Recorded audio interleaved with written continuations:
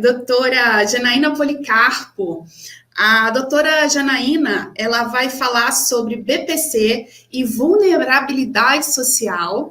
É um tema extremamente importante, então atenção aqui a todos os alunos e colegas advogados que estão aqui nos assistindo. De fato, a gente vê um aumento grande de requerimentos de BPC, né? E aqui eu vou ler o mini currículo da professora doutora Janaína, que ela é advogada, atuante há 17 anos, ela é especializada em direito público, previdenciário e empresarial previdenciário.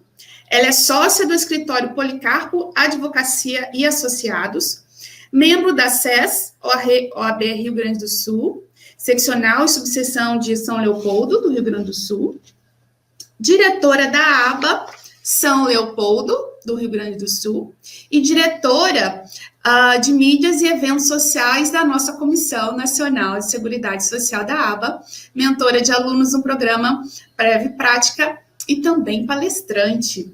Bem, vamos aguardar aqui a professora doutora Janaína Policarpo. Olá. Aqui, querida. Olá. Muito boa noite, professora Lilian. Muito boa noite, doutora Natasha. É uma satisfação estar com vocês hoje na FAMESC Bom Jesus, aí no Rio de Janeiro. Estou muito grata e muito honrada com esse convite. Eu gosto muito de participar em eventos que têm alunos, uma vez que nós sempre, como previdenciarista que somos eternos alunos, somos eternos estudantes, sempre temos dúvidas, sempre nos preocupamos em nos atualizarmos, porque, com certeza, a matéria do direito previdenciário, assim como a matéria tributária, ela está em constante evolução, em constante alteração e mudanças. Então, quero te parabenizar por essa terceira jornada de direito previdenciário, e até antecedendo que o professor Milton comentou anteriormente que é um sucesso na faculdade esse evento, e com certeza essa edição vai ficar realmente marcada na história da faculdade. Muito obrigada, eu agradeço muito a todos aqui, gente, tem uma agenda tão apertada, né, doutor Tiago, doutora Janaína, doutora Natasha, doutor Bruno, doutora Viviane, todos que virão aqui ainda falar com vocês, e em plena sexta-feira, todos lindos, maquiados aqui, doutora Janaína, linda, e obrigada. Vai falar agora sobre BPC, então está com você a palavra, para suas pedir para o Saulo passar para a gente um material que eu deixei à disposição para depois também, se a professora Lilian quiser passar para os alunos da faculdade. O material é sobre o BPC. Dá uma olhada, ver se você consegue localizar aí. Isso, é sobre o BPC. Vamos ver se a gente começa a compartilhar. Essa é uma matéria muito interessante. Eu não sei se vocês já têm conhecimento a respeito do que é o BPC, o benefício de prestação continuada. Esse benefício, ele foi criado há bastante tempo, lá na década de 90, em 1993, e ele é um benefício que ele está regido pela Lei 8.742. Vamos ver se o Saulo consegue colocar o material na tela para vocês também conseguirem ir acompanhando. Se não, vou tentar fazer um compartilhamento aqui, se caso não conseguirem. Deixa eu ver se eu consigo compartilhar com vocês aqui a tela, para vocês conseguirem acompanhando o material. Vamos ver aqui. Não estou conseguindo localizar aqui. Vamos ver se o Saulo vai conseguir. Já conseguiu lá. Enfim. Então, o benefício assistencial, ele é prestado ao idoso e ao deficiente físico, certo? Deficiente físico ou deficiente sensorial, enfim, aquele que tenha qualquer tipo de deficiência. Pode passar, por gentileza, o material. Isso aí. Então, o que é realmente o benefício de prestação continuada? Esse benefício, ele é justamente para quem? Para as pessoas que não têm nenhum tipo de renda, ou seja, ele é pago para o idoso acima de 65 anos de idade e para a pessoa que tenha alguma deficiência física, intelectual, mental ou sensorial, tá? Então, idosos acima de 65 e pessoas com deficiência. Bom, uma coisa importante que a gente tem que logo de cara já falar a respeito do BPC é que ele não se confunde com uma aposentadoria. Por quê? Porque a Previdência Social, falando lá do início, ela é dividida como um tripé. Então, nós temos seguridade, nós temos previdência e nós temos saúde e assistência. Nesse benefício de prestação continuada, esse benefício ele é pago, digamos, pela assistência, né, que envolve toda a questão da seguridade social. Ele não faz parte da parte previdenciária. E por que eu trago isso e ressalto a importância? Porque muitos confundem o BPC com uma aposentadoria, mas ele não é uma aposentadoria. E por que ele não é uma aposentadoria? Porque, na verdade, o segurado, ele não precisa reverter contribuições para a Previdência Social para ser um beneficiário do BPC. Ou seja, se eu nunca tiver feito uma contribuição para o INSS, mas eu me enquadre dentro dos requisitos da lei, eu posso sim ser, então, um beneficiário do BPC, que era o antigo LOAS, digamos assim. Bom, outra coisa importante, então, a mencionar. Se eu não tenho contribuições para o INSS, mas eu me enquadro em um dos requisitos, eu posso fazer o requerimento? Depende. Nós vamos analisar quem é que pode fazer o requerimento. Pode passar o próximo slide, por favor. A respeito dessa questão da avaliação. Bom, quais são, então, os documentos principais para eu poder hoje ter acesso ao benefício de prestação continuada? Eu preciso ter carteira de identidade atualizada, carteira de trabalho da Previdência. Se você não tiver a carteira de trabalho, a carteira de identidade, ela supre. Outra coisa importante, os estrangeiros residentes no país com a documentação regularizada, é possível fazer a solicitação desse benefício de prestação continuada. Inclusive, como eu tenho um escritório em Santana do Livramento e outro na região metropolitana aqui de Porto Alegre, é muito comum a gente ter casos de uruguaios que residem hoje no Brasil e que não têm renda e conseguem o benefício de prestação continuada. Então, é possível, sim, os estrangeiros terem acesso a esse benefício. E, em caso de deficiência, é necessário que tenha uma documentação comprovando essa deficiência. E, além disso, é também essencial que exista um cadastro no CadÚnico, certo?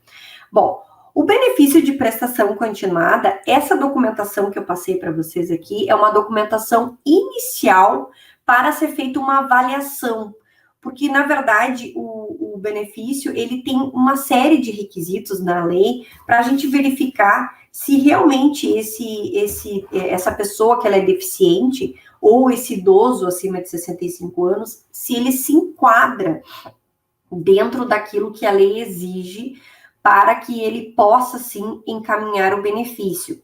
E uma das coisas mais discutidas dentro do benefício de prestação continuada é o critério de miserabilidade. O que é isso, hein?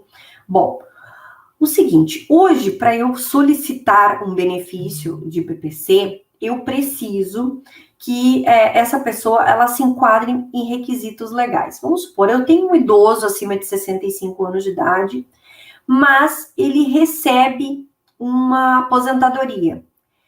Se essa aposentadoria for acima de um salário mínimo, ele não terá condições de requerer o benefício de prestação continuada. Ou ele tem a carteira assinada, porque ele, mesmo aposentado, ele está trabalhando e ele quer, então, melhorar a sua renda.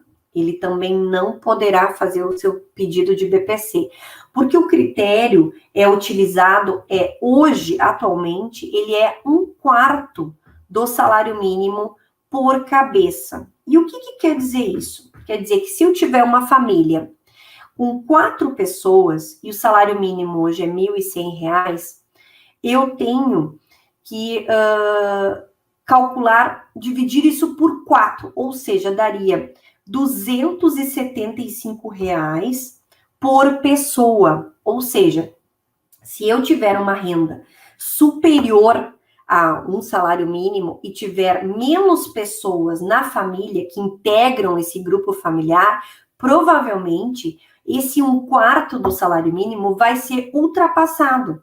E aí você esbarra na questão do critério de renda. É o primeiro ponto que eu chamo a atenção.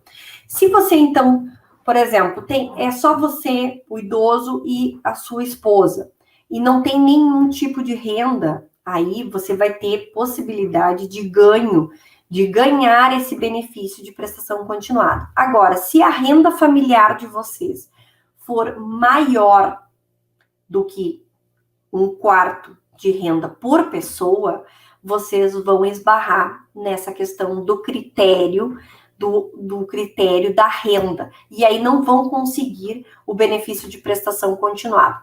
Mas, depois, mais adiante, eu vou falar para vocês como que vocês podem, então, abater e o que abate dessa renda para vocês conseguirem se encaixar dentro desse requisito. Então, para o idoso, somente ter 65 anos de idade e o critério de 1/4 do salário mínimo da renda per capita.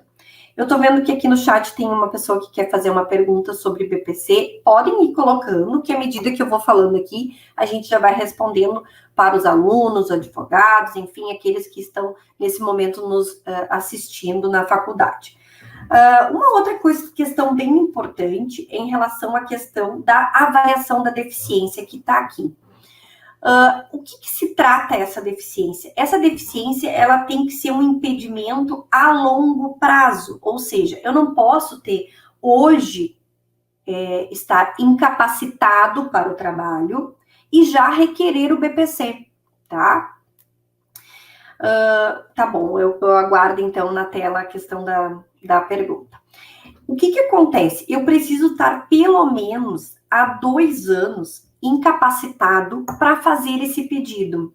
Porque aqui no BPC, a gente não está tratando de uma incapacidade temporária, assim como é tratado lá no auxílio-doença, nos benefícios por incapacidade, como aposentadoria por invalidez, nada disso, tá? Aqui nós estamos tratando de uma deficiência que às vezes é de nascença, ou a pessoa acabou adquirindo e já está há muito tempo deficiente. Por exemplo, no caso que eu, inclusive, trabalhei há um tempo atrás, sobre a questão da visão monocular, que é muito comum as pessoas chegarem com essa dúvida.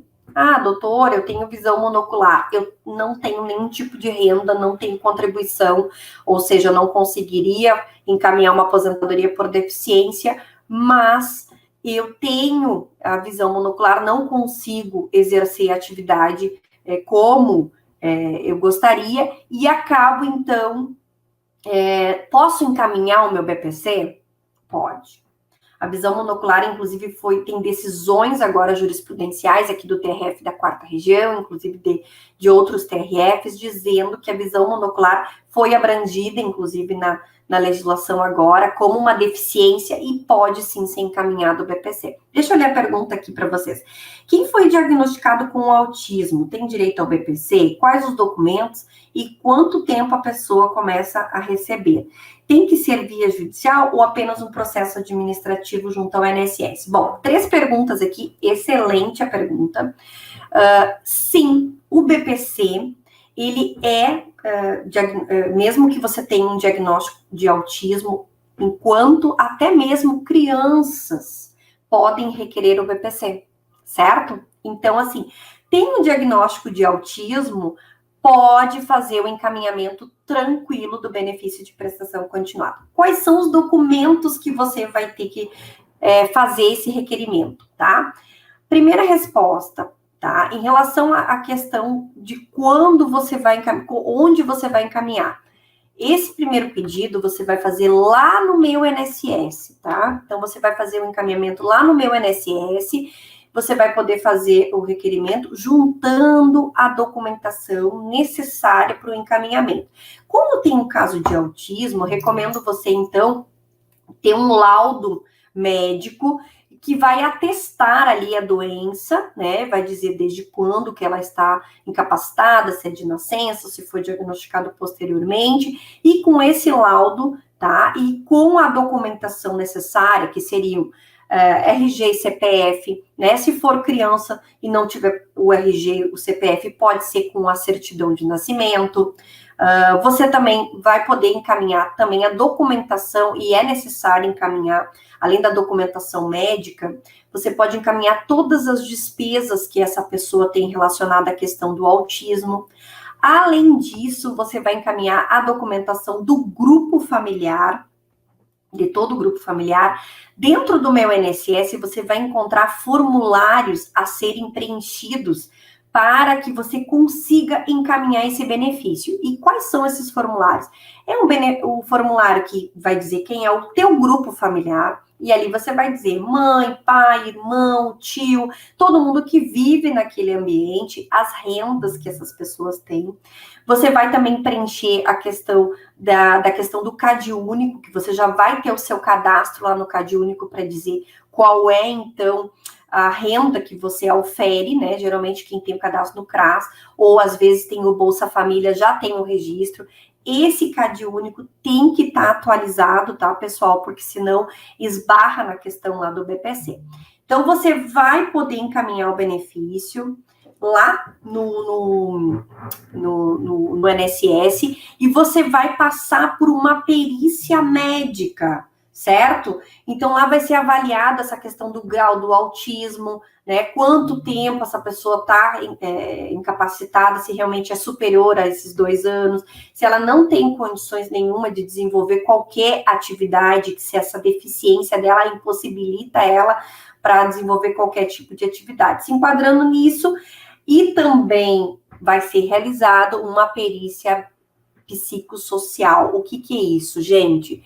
É o seguinte: vai ser feita uma avaliação para ver o critério da miserabilidade.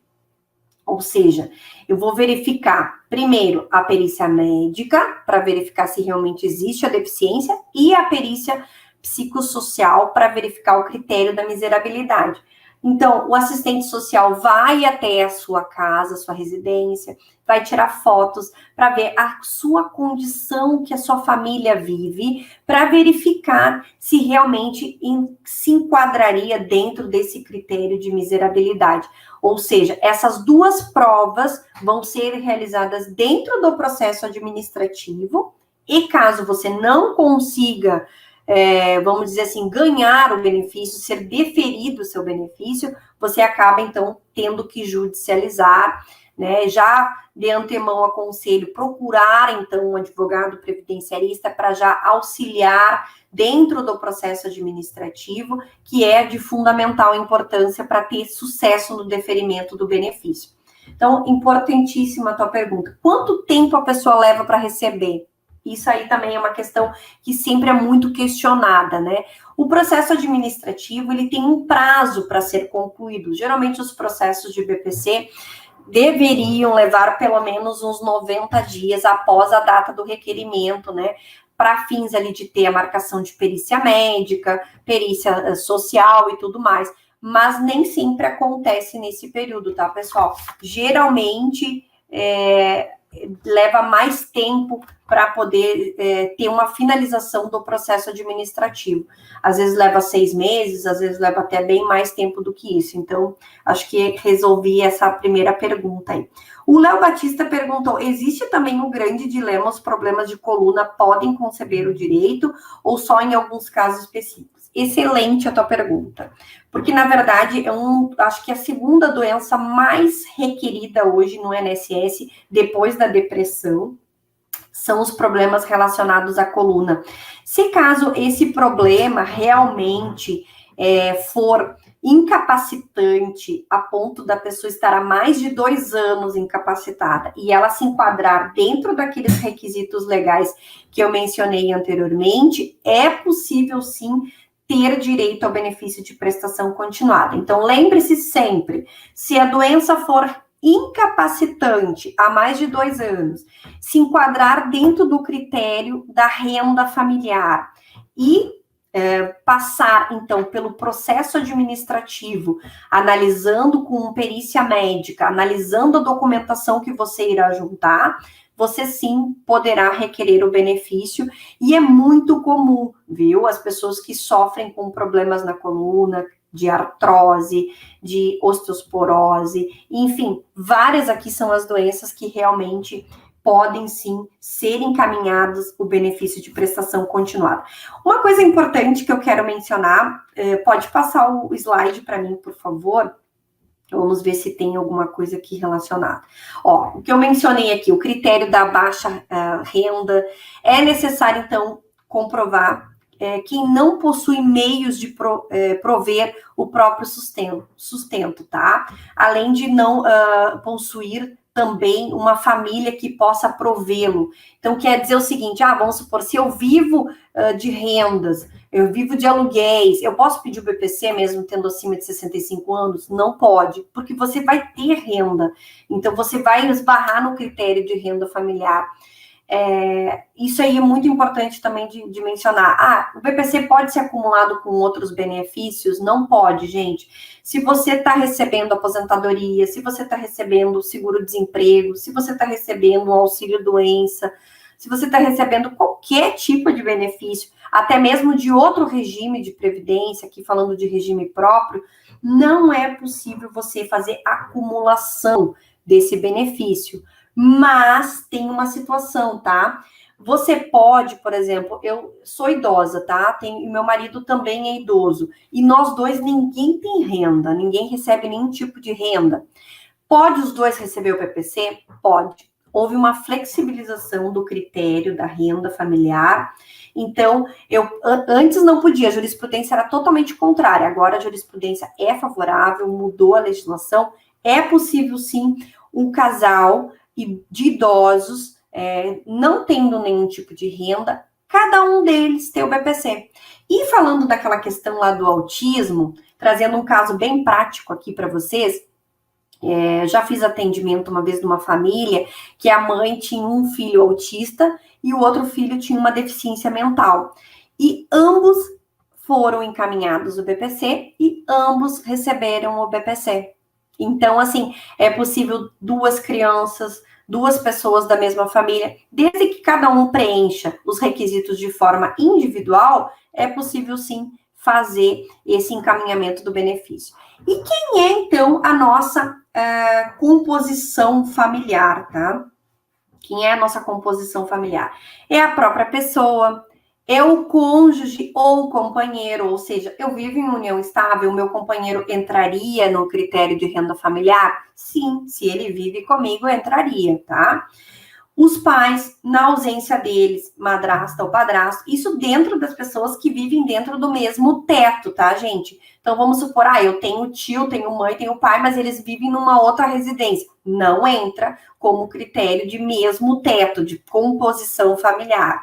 Os irmãos que são solteiros, os filhos enteados que são solteiros e os menores tutelados, tá? Isso tudo dentro do mesmo teto. Tem uma outra pergunta aqui que a doutora Natasha colocou, que é da Ana Moura, vamos ver. Se uma pessoa possuir o BPC desde a infância, impossibilitada de trabalhar, porém tem todas as capacidades mentais, completando a maioridade e os genitores ainda continuam recebendo. Bom, se a pessoa possui o BPC desde a infância, tá? Recebe o BPC desde criança, tá? E é impossibilitada, e aí tem todas as capacidades mentais. Completando a maioridade, os genitores ainda continuam recebendo o BPC? Sim, o BPC ele é concedido para a pessoa, tá? Ele não é concedido para os pais.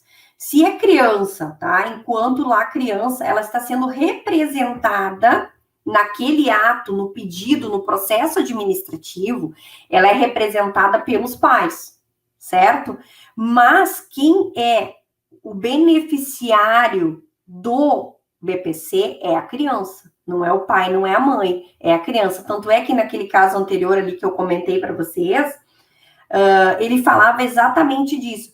2 crianças, uma com autismo e a outra com a deficiência, ambas as crianças, mesmo após a maioridade, elas continuam o BPC. O BPC não tem uma limitação de tempo a ser recebido, tá? Ele passa por um pente fino a cada 5 anos dentro da Previdência, dentro do INSS, mas ele não tem, digamos assim, um prazo limite para receber. Geralmente, quando a questão é de uma deficiência, e essa deficiência, ela é, vamos dizer assim, permanente, e não tem como voltar, realmente a pessoa vai continuar recebendo o BPC por muito tempo, tá? Aí a Ana Moura ainda complementa fazendo a pergunta: o beneficiário pode passar a receber por si só? Não, na verdade, o que acontece, tá? Se caso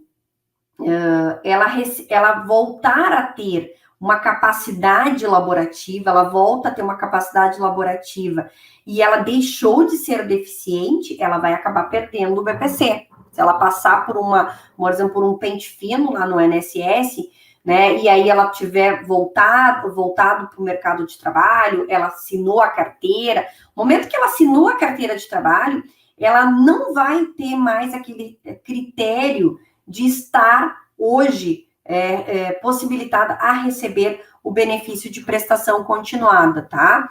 Então, é muito importante que vocês levem em consideração essa situação da questão da composição familiar e todos esses critérios que a gente vem mencionando. Pode passar o slide, por favor? Bom, esse critério de renda, ele vai ser ampliado, inclusive, a partir do ano que vem, a partir de janeiro do ano que vem, tá? E esse critério, ele vai passar de 1/4 do salário para meio salário mínimo. Olha só o salto que isso vai ter. A possibilidade de conseguir, tá? É importante também mencionar, eu vi que tem algumas pessoas que estão requerendo ali, eu tenho 2 Instagram, tá? O janaínapolicarpo.adv, que tá ali, e também o janaínapolicarpo.advogada. E também depois, para quem quiser, lá no meu canal do YouTube, Janaína Policarpo Advogada, também tem vários vídeos explicando a respeito de benefícios e tudo mais. Quando vocês quiserem, tiverem qualquer dúvida, podem me chamar lá, que eu respondo com prazer, tá? Então, o critério de renda familiar, ele vai ser ampliado para meio salário mínimo. E como que ele vai ser ampliado? E por que ele vai ser ampliado? Isso foi uma briga que há muito tempo vem se discutindo lá no Congresso, depois teve veto do presidente, né? Já estamos há muito tempo lutando para que esse critério de renda venha, sim, ser alterado. E ele vai passar para meio salário mínimo, e aí o que acontece? Só que daí nós vamos ter que analisar a questão do grau de deficiência, porque eles estão alegando que não pode ser qualquer deficiência, né? Então, isso vai ficar ainda muito subjetivo. Vai ser analisado através de uma perícia médica, de uma perícia biopsicossocial, e ali, então, vai ser analisado se esse grau de deficiência for realmente alto, ele pode, então, ser aumentado para meio salário mínimo por cabeça. Então, tendo o aumento da renda, nós vamos ter possibilidade de mais pessoas serem atendidas pelo BPC. Tem uma pergunta aqui na tela. Se a mãe trabalhar, o filho autista continua tendo direito ao BPC, receber o seu BPC? Provavelmente sim. E por que isso vai acontecer? Porque já foi flexibilizado antes e também está sendo flexibilizado agora a partir dessa inovação da legislação, que se caso existir um comprometimento da renda, do orçamento, do núcleo familiar, ou seja, se essa mãe que tem um filho autista, ela tem gastos, por exemplo, geralmente as pessoas que têm autismo, elas fazem hidroterapia, elas fazem hidroginástica, elas fazem acompanhamento com psiquiatra, com psicólogo, fazem vários tipos de terapia, acupuntura e tudo mais, psicólogos, tudo, e tudo isso são gastos, né, gente? Além da questão da medicação que pode ainda ser utilizada, consultas médicas, Tudo isso, essa pessoa junta essa documentação, vai fazendo lá, né, anexando todos esses documentos, e isso vai comprovando e vai abatendo da renda dela, da renda familiar. Então, vamos supor uma mãe, ela ganha 2 salários mínimos, mas o filho é autista, Saulo, respondendo a tua pergunta, ela pode sim ser beneficiária do BPC, porque esse critério de renda, ele pode ser relativizado, ou seja, eu tenho uma renda maior do que 1/4 do salário mínimo por cabeça, tá, desse grupo familiar, mas o meu custo mensal, ele ultrapassa, entendeu? Esse critério da renda. Então, eu consigo abater isso e ele não vai ser levado em consideração. Então, realmente é possível a mãe que tem um filho autista, mesmo trabalhando, fazer a solicitação do BPC, tá bom? Pode passar para mim, por gentileza, o próximo slide. Vamos falando mais um pouquinho a respeito da questão do benefício de prestação continuada. Podem ir mandando as perguntas para a gente poder fazer bem interativo. Não sei se ele consegue passar o slide aí, senão eu vou falar aqui a respeito do material que eu já tinha, a composição da renda familiar. Tá, bom, vamos falar aqui, ó. Além dessa questão o que não pode compor o cálculo da renda familiar, tá? São os recursos de programa de transferência de renda, ou seja, recebo o Bolsa Família, doutora, o Bolsa Família, recebo o auxílio emergencial, isso vai compor a minha renda familiar, meu marido está recebendo o auxílio emergencial, isso vai interferir? Não, tá? Não tem como isso entrar dentro do critério de renda familiar. Então, fiquem tranquilos com relação a isso, tá? Por exemplo, recebimento de pessoa com deficiência que trabalha como estagiário. Ou seja, pode deixar nesse slide mesmo, Saulo, por causa que eu ainda vou continuar falando aqui da questão do que não compõe o cálculo de renda familiar. Então, a pessoa recebe, tá, uma bolsa estágio.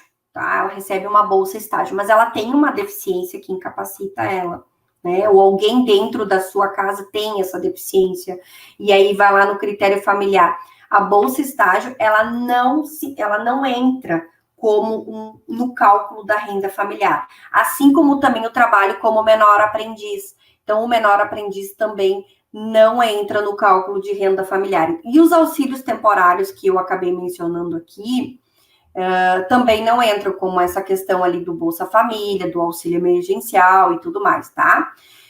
E o BPC de outras pessoas da mesma casa, que é aquela situação que eu mencionei para vocês de ter 2 pessoas que têm deficiência, ou 2 idosos que vivem na mesma casa, ou 2, ou 3, ou 4, não importa, tá, gente? Se cada um preencher a sua renda, ela pode, se cada um preencher os critérios de renda, os critérios de deficiência, ou até de ser por idade, né, no caso de idoso, ela não tem problema, isso não vai entrar no critério de renda familiar. Volta um slide ali para mim que eu quero falar a respeito de uma situação ali que eu acabei não mencionando sobre as despesas. Isso aqui, ó, gente. O que são despesas que vocês podem abater do critério de renda familiar, tá? Todas as despesas que vocês tiverem relacionadas à doença, relacionadas à deficiência, por exemplo, eu tenho despesas com gastos médicos, eu tenho a conta de farmácia, junta a nota fiscal de farmácia, junta lá os recibos médicos que vocês têm, peçam para o hospital que atende a pessoa, a clínica que atende, o posto médico, pede para que seja fornecido todo o histórico de saúde, né, o prontuário médico dessa pessoa, para vocês poderem fazer provas de que ela tem essa deficiência, que ela está há bastante tempo tratando, né, para vocês poderem, então, fazer a comprovação. A pessoa ela precisa de um acompanhamento psiquiátrico, um acompanhamento médico, um psicólogo, pega lá o recibo, junta aquilo ali.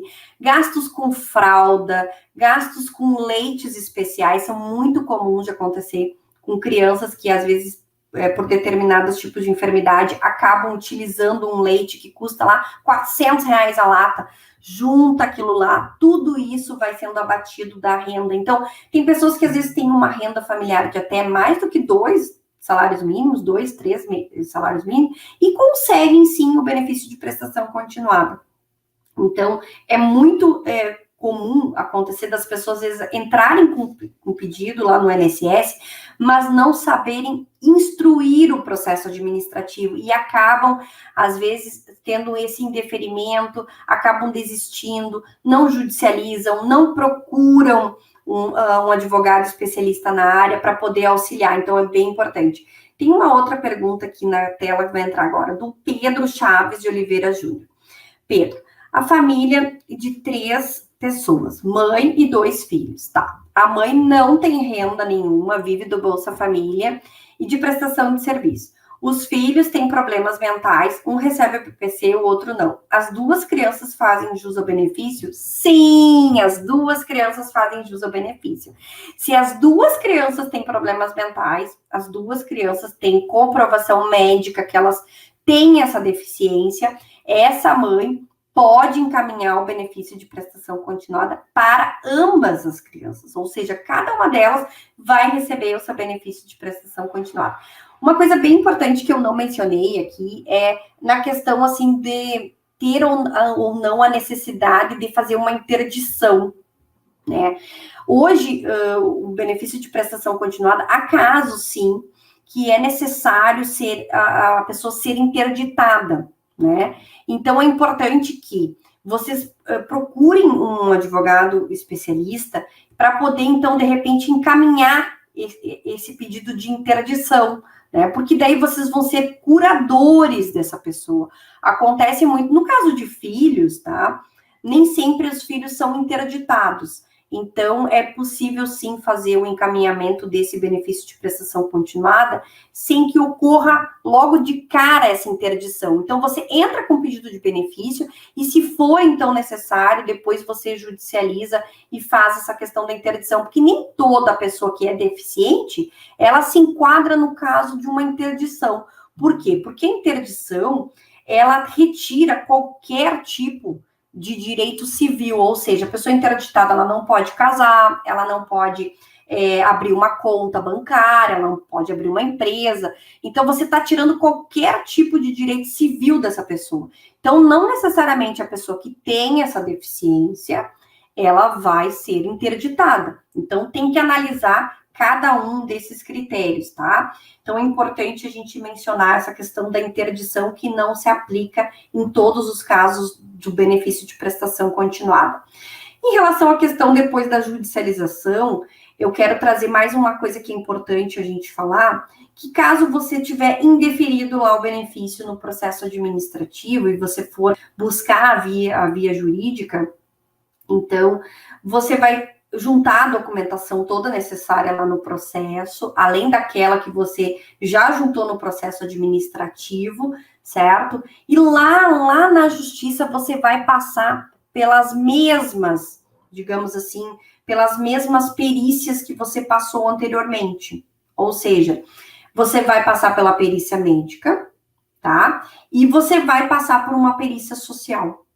Então, é importante que você esteja atento quando for orientar o seu cliente, ou então o vizinho, o amigo lá que está passando por essa situação, que ele vai passar novamente por uma perícia, né? Então, procurem sempre pedir a perícia na área, tá? Na área que aquela pessoa tem aquela deficiência. Por exemplo, pedir, deficiência mental, peçam para que essa perícia seja realizada por um médico perito, um psiquiatra.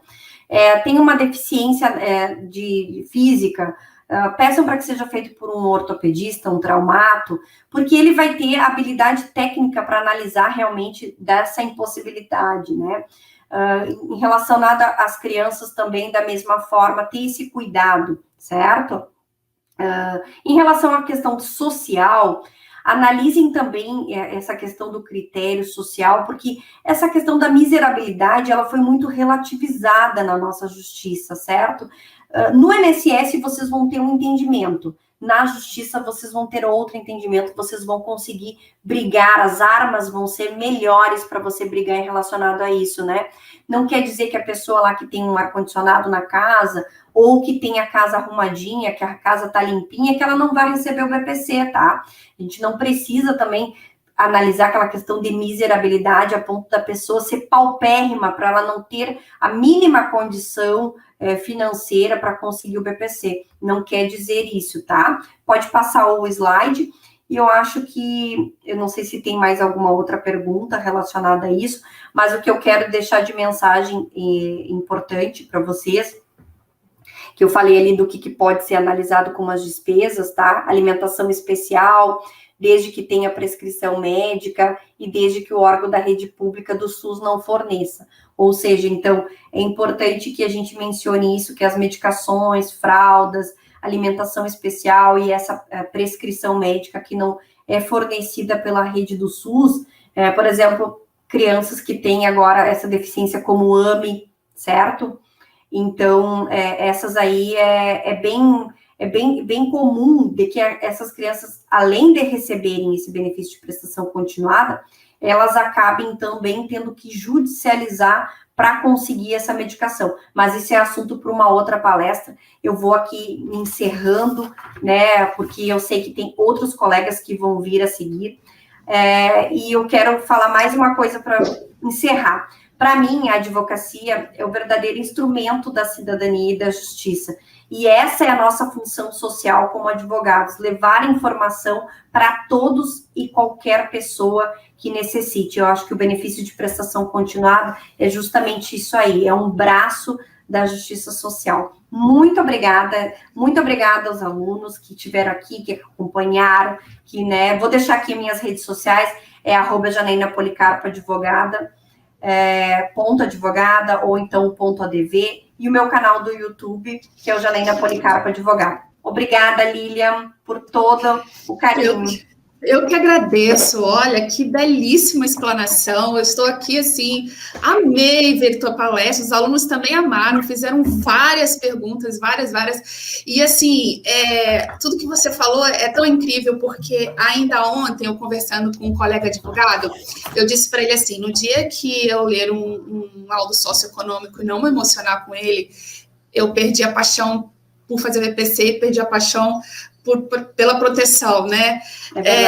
Não é, então, assim, eu não sei se é porque eu sou, assim, chorona mesmo, emotiva, mas quando eu vou ler os laudos socioeconômicos, eu vejo, gente, é uma situação, assim, tão triste que a sociedade, que o brasileiro, né, as crianças passam, e nós somos os instrumentos, né, de levar aí, de fato, a dignidade humana para todos. E você falou uma coisa muito importante, que essa questão da miserabilidade, de ser relativizada, e da questão da casa arrumadinha e tal. Uhum. Eu tive uma questão idêntica a isso. Eu fiz ajuizei uma ação, né, de BPC. Uhum. Nós tivemos uma sentença de improcedência porque no entender da magistrada, ela considerou que a casa era guarnecida de micro-ondas, geladeira, máquina de lavar, então ali estaria ausente o critério da miserabilidade, e aí interpus recurso inominado e fiz sustentação oral. E nós ganhamos por maioria, e foi muito interessante, porque o voto da relatora seria no sentido de manter a sentença, né? Então, assim, de não haver ali aquele critério da miserabilidade, por ter a casa ali guarnecida por isso. Mas o olhar sensível foi tão grande dos demais juízes, né? E aí eu falo da importância da gente fazer sustentação nesses casos, porque a gente pode muito mudar, às vezes, uma sentença de improcedência. E no final, como sempre, meus olhos ficaram cheios de água, sabe? Marejados, assim, porque, assim, a gente sabe como que essas famílias vivem e um valor de um salário mínimo, né? Às vezes mais de um, quando tem mais de um BPC, muda a vida delas, muda completamente. É verdade, e vai mudar a vida também de mais de 500 mil brasileiros que estão aguardando na fila com esse aumento do critério para meio salário mínimo. Então, Oxalá que a gente consiga realmente prestar mais benefícios de prestação continuada, porque nós temos no Brasil uma população muito carente, mais de 14 milhões de desempregados, então o benefício ele é essencial para cumprir a função social dele, né? É verdade, olha, muito obrigada. Obrigada, doutora Janaína Policarpo. Gente, todo mundo, por favor, sigam a professora Janaína Policarpo. Façam esse favor, e comentem nas redes sociais, sigam ela lá no canal do Instagram, porque foi uma verdadeira aula aqui. Muito obrigada, professora. Obrigada. Um beijo, obrigada a todos. Um beijo grande.